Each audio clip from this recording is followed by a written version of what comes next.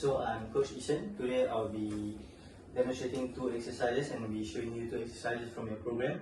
So both exercises are the plank and lunges. So both exercises actually improve your muscular strength and endurance, and they include your core exercises as well. So the exercise that we're focusing on currently right now will be the plank, and it's actually a very good core strengthening exercise that challenges your core stability and the muscles present in your core, for example your erector spinae.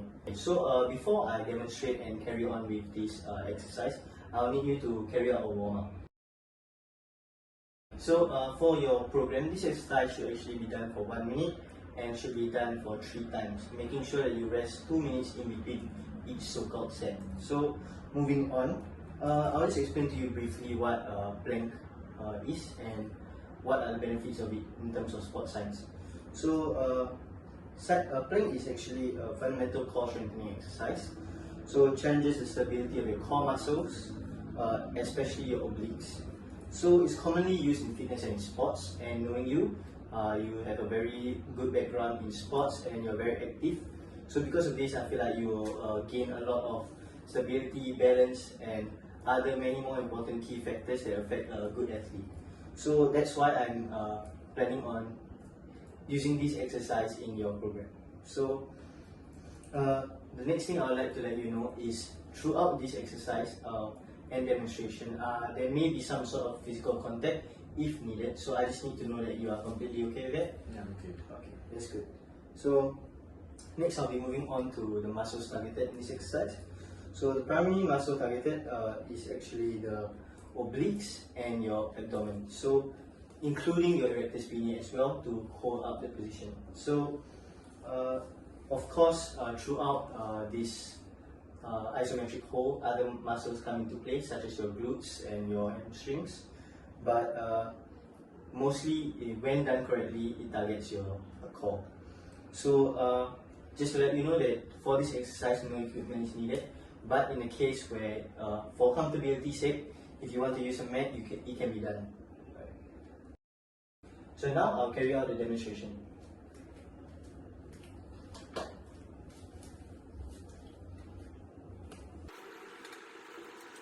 So as seen from my demonstration, there's lots of things that you have to take note of.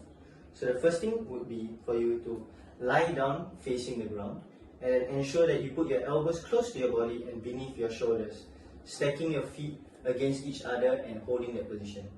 Next, you will have to always remember to maintain a neutral spine. So brace your cow and then perform a full range of motion where you lift your hips and align your shoulder, hip joint and knee joint in a straight line. So lift your hips until your body forms a straight line and then keep your head in line with your spine, meaning that you shouldn't be looking up but looking down. Right? So control the movement and avoid dropping your hips at any given point. So the way that you avoid dropping your hips is to brace your core and engage it. So exhale as you lift your hips and inhale as you lower your hips. Right? So the next thing would be safety cues and technical cues. So I have 2 of each. So the safety cues that you have to always remember is to maintain a neutral spine and brace your core. As for technical cues, the thing that you have to remember would be to ensure that your eyes do not go beyond your hand and your wrist, and make sure that your shoulder joint, hip joint and knee joint are in a straight line. Okay. Now that I've explained to you what has to be done, do you have any questions about the exercise? No question. Alright, safe. So now can I see you hold a plank for 10 seconds? This will just be a trial run for you to see whether or not you are able to carry out the exercise.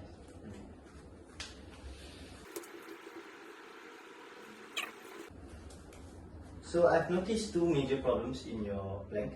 The first being your head is not facing downward, meaning that you're not maintaining a neutral spine during the plank position. Another thing would be that your hips are sagging. The main cause of this could be due to the fact that you're not bracing your core, and also you're not activating your hip flexors. So ensure that you always keep a straight line, maintaining a straight line from your shoulder joint, hip joint and your knee joint. Right?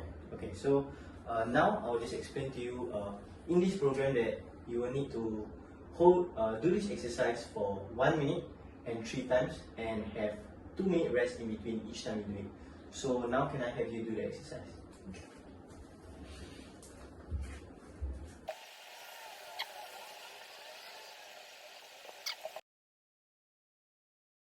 We're going to be doing our second exercise, which is lunges. So before I begin, I'll just tell you roughly and a brief explanation of why lunges is important. So lunges are actually a compound lower body exercise that involves dynamic movement and moves the hip, the knee and the ankle joints. So they activate multiple joint and muscle groups, making them an effective functional exercise. So before we begin, I would just like to inform you that throughout this exercise, there may come a situation where I would have to correct some of your movement and it may involve physical touch. So can I have your consent for that? Yes. Okay, that's good. Okay, so moving on to the muscles targeted. So for this exercise, there are many muscle groups, mainly from the lower body. So that includes the quadriceps, the hamstrings, the glutes, and of course the calves. So just before we get started, I would like to tell you that I made space for us here, appropriate space, and made sure that there's no foreign objects around that can cause any harm. So it's a very safe place to continue. So as for equipment, we will not be using any equipment because it's just a free body weight exercise. Unless for the sake of accountability you would like a mat, then you can always add that. So moving on to spotting, there will be no need for a spotter. But of course, I'll be around in case of any situation where you would have to lose balance or anything like that. Okay, so moving on, I will show you a demonstration of how this exercise is conducted.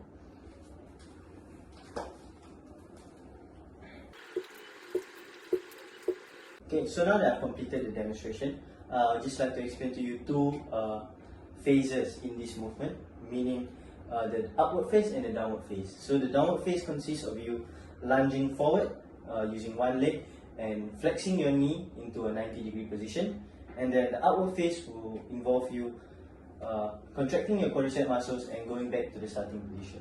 So next I'll be talking about some common errors. So people find it difficult because they overextend their knee, meaning that their knee go past their toes, and the next thing that people like to do would be to lean forward and they don't maintain a neutral spine.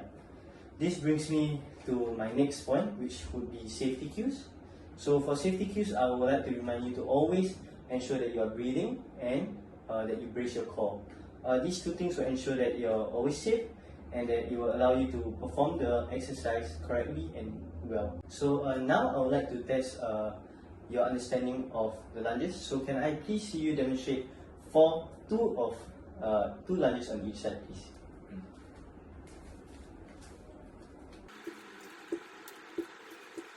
Seeing your lunges, I've spotted two big mistakes.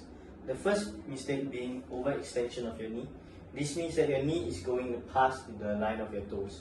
So the thing that you have to do is either take a shorter step or ensure that when you flex your knee, it doesn't go beyond that point. Okay, the next thing that I noticed is the fact that you're not bracing your core, so that causes your body to actually move forward. This also comes into play because you are not having or maintaining a neutral spine. So before we begin with the actual exercise, I would like to just explain to you how you should be carrying out this exercise in terms of your program. So using the FITT table, I will advise you to be doing this exercise for at least 2 to 3 times a week, and the intensity being moderate or the RPE level of 6. So after that, you will need to do this exercise for 8 reps for 3 sets, meaning you have to do 8 reps on each side. And lastly, the type of exercise this would be a body weight exercise. Also be mindful that there are progressions and regressions to this exercise. So the first one, progression wise, if you find this exercise too easy, you can always add weights, or you can always increase the number of repetitions you do per set. There are many ways to make this exercise harder. You can also decrease your rest time. As for the regression, you can always make it assisted. So meaning you can hold onto an object when you do the lunge and then coming back into position. Alternative exercises that carry out the same function as this exercise would be jumping lunges and squats. These two exercises target the same muscle groups and carry out the same purpose. So now that I've informed you about all of these things, can you please proceed to carry out the exercise?